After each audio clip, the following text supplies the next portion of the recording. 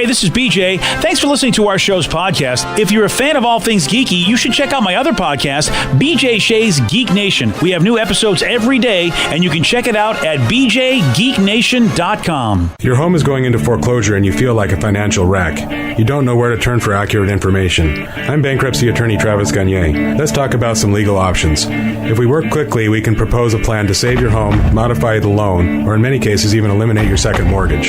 The consultation is free. I've helped hundreds of people just like you make informed decisions about whether to save their home or exit it on a reasonable, organized timeline. The chapter you choose sets the tone for the next chapter of your life.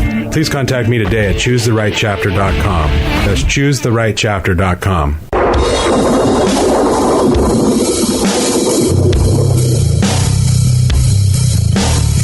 .9 KISW, the Rock of Seattle.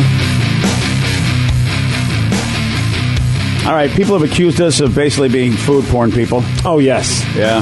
And that accusation is correct. Yeah, especially since we're going to start off today's show with food. Okay. Food thing. Apparently, there's a new popular version of hot dog, Steve, that's sweeping the nation. The peanut butter hot dog. Yeah, it's the new hot dog topping. Going crazy, putting peanut butter on your dog. You know, I can't. At this point, I'm willing to try anything. I mean, I remember when I moved out here, and I think all of us experienced that the first time someone told you should try hot dog with cream cheese on it, and I'm like, you're effing crazy. I'm not trying that. So now at this point, I'm willing to try anything. Put whatever you want on a hot dog, and I'll put it in my mouth. All right. Wait. Flag that. Don't. Please. Appreciate that. We need to find a local purveyor. It's because of the fact it's not baseball or football season for us. So where can we get a Frank?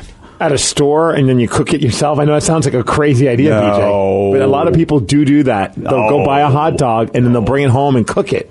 I think there's got to be something special about the peanut butter topping that someone puts on there. Why not throw jelly on it too and just make it a peanut butter and jelly dog? All right, that could be a thing. Food and Wine hasn't tried that out, but the Food and Wine magazine, they got people who. How about that's that? A magazine I'll never open. But dude, all they do is get to eat food. And then they got to talk about it. But then wine. Yeah. Oh, well, you're not a wine guy? No. All right. Food and boxed wine, sure. All right. There you go. That's your new magazine, Food and Boxed Wine Magazine. Food and Mad Dog. Yeah.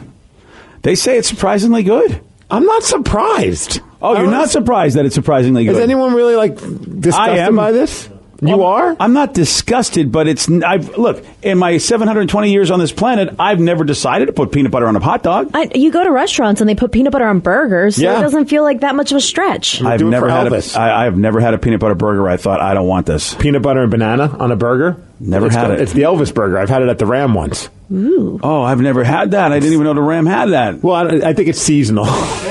They do it, sometimes the Ram does all these crazy freaking burgers. I don't know what time of the year it is, but sometimes I'm there and it's got a whole menu of all these insane burgers, and then if one's popular enough, it goes on the menu. But I've had it. It's good. It's just too much. You know what I mean? It's too rich. I'm looking at the picture of these peanut butter hot dogs, and it just seems like a nice little drizzle of peanut butter. I'm okay with that. See, I don't have the ability to drizzle like that at home. Why not? You got a peanut butter drizzler at your house? You mean like a tube? Steve, does your tube drizzle? I mean, you could get peanut butter in a tube where you squeeze it. And then wait, come on. Who's going to do that? You're not doing that. Your wife's going to do that for you? That's a nice little drizzle, like a cake drizzler. Just smear it on. It doesn't have to be that fancy. Right, just take a knife and put it in your peanut butter and just slather it on. No, I want it Are you not capable of that? I want it to look like that. He's not capable of anything, exactly. Dude. Yeah, I don't want that to happen. Dude, I did a little research. Apparently, there's a hot dog in a restaurant in Michigan where they put jelly on it. Okay. So it's jelly and Swiss cheese, so it's kind of like a Monte Cristo hot dog. Oh. I'd try it. Aren't you fancy Monte Cristo? I don't think it sounds all that disgusting. I don't know why this is such a... No, I'm not saying it's disgusting. I'm just saying it surprises me because I would never have married the two. If it was disgusting, I'd go, right. No way, I don't want to try it. But come on, I've never... I mean, until you read this, did you ever think of having a peanut butter on a hot dog? No, and I'm actually disappointed in myself. I mean, there's so many people that kind of say the same thing about the cream cheese on a hot dog, yet that is our thing here. Well, that's our thing. Everybody likes to have their thing. Yeah. Oh, Red Hot's in Tacoma, which is right by Ice Cream Social, so it's perfect. You can get some ice cream, get a hot dog, depending on which order you want to go in on that. But yeah, they have a peanut butter and bacon dog. Oh, there you go. Whoa. Another person, Red Hot in Tacoma, has the best peanut butter hot dog. See, it's down in Tacoma. What is happening, Seattle? Why are you letting Tacoma win? Well, maybe Shorty's. I don't know. I know it's commenting on it, but Shorty's is a place that has a lot of different types of hot dogs. I wouldn't be surprised if they could throw some peanut butter on it. All right. Well, that's going to have to be a destination. Or either that, so you could bring some in. Who's close to Shorty's? Who lives near there? And will they open up at 4 a.m. so that we can go pick it up? We could talk to our friend Jerry with his Big Dog food truck. Oh, right. Maybe he could do that for you. Oh, if he probably has a drizzler. It's got to be drizzled. Right? Jerry's got everything. Yeah, he's celebrating 4 years as a hot dog food truck. I just saw, so I'm sure he's got a drizzler at this. All right, point. we got to get with Jerry and see if he can give us the drizzled peanut butter hot dog. That will be a thing. Why does it have to just be drizzled on? Because that's what they look like, all nice in the picture. I wanted like the picture. Oh, you're that guy. I am that guy. I'm the one that goes to the sub shop and goes, yeah, give me what you have. I want the, and I tell them the sub they want, and they go, what do you want on it? I want that sub. I believe what I want on it. The sub right there that says, here's the barbecue chicken ranchy thingamajigger. Give me everything on that sub. And they go, we don't know what that is. What do you want? What day is that thing on sale? The thingamajigger. Whatever the hell it is. You know, they always like... No, I know what you mean. I agree. Like when you've got something that's a little bit like out of the ordinary at like a sandwich place, like a Subway or whatever... I don't know what goes on it. Yeah. So put on what the commercial has. The commercial looks delicious, and they always look at me blank. Oh, I'm sorry, but I can't make it. You got to tell me exactly. I go. I don't want to put anything else on it because I don't want to ruin whatever the secret recipe was in the first place. You're the artist. I'm not the artist. Yeah. Start creating. BJ and Migs, mornings on The Rock, 99.9 KISW.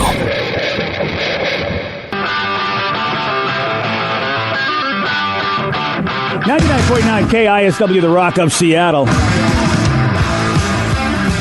It's an awesome story about a dude that punched himself in the face. Why? Because he wanted to avoid a breathalyzer. That's one way to do it. 27 years old, got a big bushy red beard. His name is Brian, driving drunk in Maine last weekend. Uh-huh. He was trying to get there from here. Drinking some whiskey in the car. Had a little whiskey in the car. And last weekend, he crashed his car in a ditch. And when the cops got there, he didn't want to take the breathalyzer, so he punched himself in the face 3 times. We punch him in the face. Yeah, he was bleeding enough that the cops were like, all right, we're not going to give him, we got to help him with his injuries so he doesn't get the test. Oh, boy, I'm looking at his mugshot, and he looks like he was having a rough night. Yeah, he sure does. He's got his ass kicked by himself. Unfortunately for Brian, though, that did not do the trick. He was still hit with operating under the influence. Plus, he got extra charges of falsifying evidence and criminal mischief. I guess when he was trying to basically punch himself out, Tyler Durden style, I guess you can't do that. They charged him with some criminal mischief for that, for punching himself in the face. It's like he got charged. He got in trouble for assaulting himself. Exactly. Wow. Yeah. Hey, Steve, can I take a quick moment? Yes. To just, well, can I tell people on social media, please, if you don't like something... It's okay, but you don't say it sucks because you don't like it. What happened? I talk about how I like this new Star Trek show. Yes. And we do a podcast, and we go on there, and they go, hey, what do you think of the show? And I tell people, here's what I think of the show. And, someone's going to go on there, oh, no, it's a crappy show. It's crap, it's garbage, and everyone's an idiot to pay for it. And I'm just like... I can see that you don't like the show. People get to say they don't like something. Okay. But to say something is a pile of crap and everybody's an idiot for watching it, it's just like, no, there's a lot of great stuff out there that I don't like that are still well done. Why do people got to be such idiots? I think of you as an ignorant moron. Oh, me? I didn't say I didn't like it. No, I'd love to say the guy's name. But it's just like, man, it's like I really like something. Uh-huh. It's really amazingly done. Because everyone likes to poop on somebody's parade, man. I'm so happy that CBS is paying. They pay $8 million per episode. It's one of the best looking science fiction shows ever done. Pay all that money for that crap show? I can't believe it. I know, and it just irritates me. It's like, I get you don't like it. You get to not like it. But Jesus, don't be an ignorant moron. I mean, we're getting our money's worth, if you ask me. I'd gladly pay for the service because of the quality they put into that show, and there's no doubt about that they do. Well, the nice thing is, if he doesn't like it, he doesn't have to buy it. It's not going to be exposed to him. I know. My favorite is when somebody doesn't like something. Like, let's just say they don't like... I don't know. Well, we'll go with the Star Trek, the Discovery. The old Discovery, yes. And someone will be like, that show sucks, nobody likes it. And I'm like, oh, I didn't realize that you've polled everybody to know that nobody likes it. Who else do you know? You know what I mean? And typically it's just them, and they just assume that their taste is so mass appeal that they can talk on behalf of everybody. Yeah, that's the thing that drives me nuts. You can say you think it sucks and you don't like it. And yes. I can respect that. I mean, everything is subjective when it comes to art and whatever it is. But when you say that nobody likes it, you better have some stats to back that up. And they got no stats. He's just an idiot. I mean, look, I give you a hard time from time to time about Grey's Anatomy, but it's a well-done show. They it's the greatest show on television. They don't pay her $20 million an episode because it's not a good show and not making money for ABC. Dude, it shows just how clueless I am, though. I'm the worst when it comes to celebrities. I can't. If Brad Pitt walked by me, unless someone said that's Brad Pitt, I would probably be like, I don't know, because I'm just not. I just don't have that mind for Hollywood in the way that some people do. And I saw that story, and they're like, whatever her name is, signed a new deal where when you add up every episode for the season, she's going to make $20 million. Amazing. And I see the story, and I'm looking at the name, and I'm like, who the F is this girl? And what the hell are they paying the stars if she's getting that much? So I copy the name and I put it in Google and I realized, oh, that's Grey from Grey's Anatomy. She's the star. I had no idea what her name was. I couldn't tell you if you asked me. I've been watching that show with my wife since, we've been together since 2010. So, yeah, I mean, even longer than that. So, 8 or 9 years I've been watching Grey's Anatomy with her. I don't know anybody's real name. I know who Katherine Heigl is because she used to be on the show. Right. But I don't know who the main person is. But Heigl I knew because of the movies that she was in. I know, but how about, is Heigl making $20 million doing anything? I don't think so. But how about we know Heigl's name, we don't know her. Right. And I don't blame her for not. I would never leave that show if you're giving me, when you see, what's his face? The guy that was the main star, too, with her, Patrick Dempsey. Oh, Patrick Dempsey, yeah. And McDreamy. Right, and he left. And I'm thinking, I get it. He probably made enough money where he doesn't care. Yeah. And now he can race his cars and do all that crazy crap. But if someone's going to give me what is the equivalent, adds up to $20 million for a season, I don't care if the show sucks now. I'm still on board. Oh, definitely. Oh, no doubt about it. Yeah, that's. Oh, somebody has a big question for you, though. Okay, I'm ready. New Star Trek or Orville, which is better? I like both for different reasons. You got to give an answer, man. See, why do you have to say you have to? It's like asking Star Wars or Star Trek. I actually like both. I think Orville's a great show too. But do you like one? Even if you like 151% to the 49. Okay, here's what I will say. Yeah, I will say Star Trek Discovery 51-49, only because I can't believe you like that one more. Yeah, man. It's I know. Disrespectful to the Orville fans. Orville is such an homage to a show that I loved, in that Star Trek: The Next Generation, and I'm so happy that Seth MacFarlane is doing such a great job with Orville, which is why I laugh at these people. Yeah, Orville's a fun show. I think the test of Orville is that Vicky likes it, and she never watched Star Trek: The Next Generation, and I think you miss a lot, and still Vicky enjoys it. Yeah, it's just a lot of fun. It feels like there's always a good ending or a moral of the story kind of a situation. You don't really get that nowadays. Nice, like G.I. Joe. Yeah. And that really was Star Trek: The Next Generation, which is funny that they always had a little bit of a moral in a lot of their episodes. I love that Seth has incorporated that into Orville. And I mean, I like watching all these gritty shows that are just kind of depressing almost, and to have something like the Orville that's fun and lighthearted, you get your action. It's a nice kind of palate cleanser. Wow, you know what? You just hit on something, Vicky. The reason Star Trek Discovery, I think, is such a great show. It's not a good show. Nobody likes it, man. Dude, it's like Breaking Bad in space because it's that gritty and that dark, and it's like a modern day show, which you have a lot of great shows that are really dark and gritty to compete with, the Breaking Bads, the Walking Deads, and yet Orville reminds you of an 80s show, which is what Star Trek was like in the 80s. It was very friendly, wasn't that dark and gritty. That's a really good observation, Vic. Woo. Nice work. Wow. One person says, I love both too, BJ. I pick Orville, though, because it's funny. I can't argue with that. Orville's a very funny show. Nobody likes Orville either. I know. I don't know why Fox is renewing that show. Who watches it? Nobody. I know. It's just like, you can hate a show or you can hate something, but don't call it a pile of crap because you sound like an ignoramus when you do. I never want to look like that guy where I go, I don't like something, and then say, oh, it's a piece of crap, when in reality, oh, no, it's really good. You just don't like it. Yeah, I see what you're saying. It's just... You look like an idiot. Yeah, people just want to share their opinions and sometimes get a little extreme with their opinions. Yeah. And then they'll be the ones that get upset if you don't like what they like. How dare you not like what I like? All right, Steve, let's switch gears. A guy calls in a fake bomb threat. Why? And we've seen this over and over. People just stop calling in bomb threats to get out of crap. He did this to stop his wife from having a night out with her friends.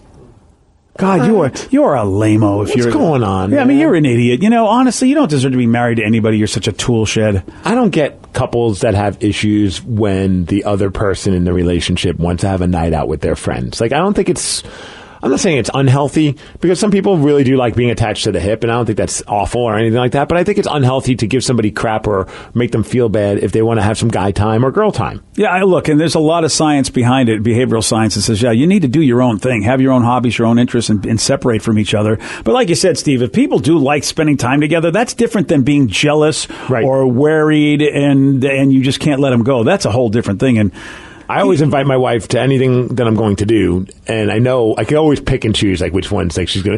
More often than not, I'll get the, hey, do you want to go to blah blah blah? And she's like, well, why don't you check with Ted first and see what if he wants to go, and if not, yeah, sure, I'll go with you. Yeah, and that's basically code for I have no interest in going to that with you. I'm sure Ted Smith will go. When we started having kids, Kathy used to pawn off a lot of that stuff out of the kids. Oh, I bet. Oh, Joey would love to go see that new Star Wars movie. Go take Joey. I'm like, all right. And it turns out Joey's like, yeah, Dad, I really would. Let's go do it. And then she floats him $5 to pretend that he really wants to check it out. Yeah. You know what? You ask him if he thought Jar Jar was great. He pretends to be a Jar Jar hater, but when he was little, he loved Jar Jar. That's all I'm going to say. I'm 40-something. I don't know, 43. I still like Jar Jar Binks. You knew the Spice Girl names better than you knew your own age. Do you know that? It took you longer to come up with your own age. Stop doing bomb threats. Yeah. There's way more creative things you could have done to keep her from, I don't know what, but say that there's a missile going to Hawaii or something. Oh, that's a different, because it's not a bomb threat that's affecting your neighborhood. Right. Yeah. You need to stay home. We don't know if it's going to also make its way to whatever state they're in. Oh, now, hold on a second. I have to take this back. It wasn't so much jealousy. He just felt like he was working his ass off, and then she shouldn't go out. I guess they opened up a gift shop in August, not doing well. So Mo's working another job to pay the bills, and he didn't think it was fair that his wife was going out to a bar. So that's when he said, you know what? I'll call in a bomb threat is what I'll do. Well, I mean, that's a lot easier than communicating. Yeah. Well, they evacuated the bar, so she couldn't go to that bar. And, well, they figured out it was Mo. Good old Mo. Wait. The cops were like, Scotland Yard's like, hello, Mo. Does he not think, though, that she could go to a different bar? Like, if all of a sudden they said, hey, there's a bomb threat in this bar, wouldn't her and her friends just say, let's go to the other bar down the street? That's what you do. I would. Yeah, you'd be like, all right, I'm out. Sorry, guys, I hope you're okay, but I'm going to go over here. If I'm mentally planned, if I have it in my head that I'm going out and having some fun with my friends, there's nothing stopping that. Yeah. Not even a bomb threat. Dude, I like this, though. They take it seriously in England. He's got to pay $1,200 in compensation into 120 hours of community service for this bomb threat. I never hear of anything happening to anybody that gets bomb threats around here. I mean, unless they get taken away by the Secret Service, we never hear from them again. Yeah. Maybe that's why we never hear anything. Today's podcast was brought to you by Travis Gagne, bankruptcy attorney. He's here right now and has agreed to answer more of your questions about bankruptcy. What's the difference between filing for bankruptcy and credit counseling? Credit counseling is a useful process in some circumstances, but it does show up on your credit. In fact, from a credit scoring standpoint, credit counseling shows up just like a bankruptcy, so it's going to affect your credit as negatively as filing bankruptcy. In credit counseling, the idea is that a credit counselor works with your creditors on your behalf to try to lower interest rates or work out payment plans with your creditors to pay back your debt over time. In credit counseling, you almost always pay back 100% of the debt, sometimes at lower interest. And of course, some creditors will participate in that process and some won't. So you're usually left with kind of a mixed result with credit counseling and, of course, a high payment. Thanks, Travis. If you have more questions about bankruptcy, you can reach out to Travis anytime at ChooseTheRightChapter.com. That's ChooseTheRightChapter.com. Thanks for listening. Keeping up with the flood of news every single day can be quite stressful. There is climate change happening. There's the pandemic, labor movements, Nicki Minaj's cousin's friend. Hi, I am Gideon Resnick, host of Crooked Media's What a Day. Each week, Travelle Anderson, Priyanka Arabindi, Josie Duffy Rice, and I are going to break down the biggest news stories of the day in a way that hopefully doesn't always make you want to cry. New episodes of What a Day drop every weekday at 5 a.m. Eastern. Listen on Odyssey, Apple Podcasts, or wherever you get your podcasts.